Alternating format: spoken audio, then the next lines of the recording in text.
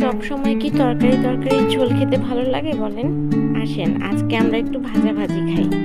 ওকে, আজকের ইলিশ মাছটা দেখে খুবই ভালো লাগলো। যদিও ডিম অনেকে হয়তো পছন্দ করে না, বাট যেহেতু আমার বাচ্চারা পছন্দ করে, আমারও খারাপ লাগে না।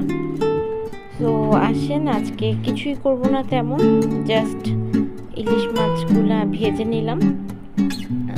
ভেজে ইলিশের কিছুটা তেল উঠিয়ে রাখলাম, কারণ এই তেলটা দিয়ে ভাতটা মেখে খেতে আমার কাছে বেশি ভালো লাগে।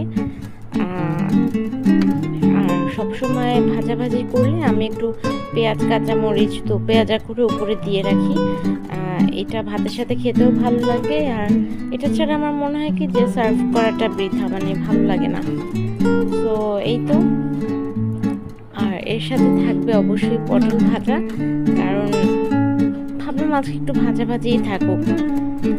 ফার্স্টে ভেবেছিলাম যে পটল আলু দিয়ে ইলিশ মাছটা রান্না করি, তারপর মনে হলো যে না, আজকে একটু ভাজাই খাই, অনেক দিন ধরে ভাজা খাওয়া হয় না। আর আজকে একটু টায়ার্ডও ছিলাম, কারণ ছেলেকে স্কুলে নিয়ে ফার্স্টে দিয়ে এসেছি, তারপর আবার যে নিয়ে এসেছি, সো আর কিছু করতে ইচ্ছা করছিল না।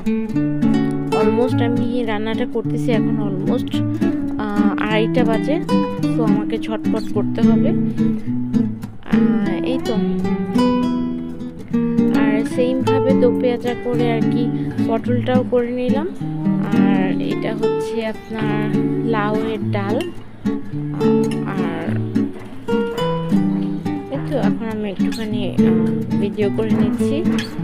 আর লাল শাক থাকে, কারণ আমার মেয়ে লাল ভাত খেতে চায়, তো লাল শাকটা রাখতে হয়।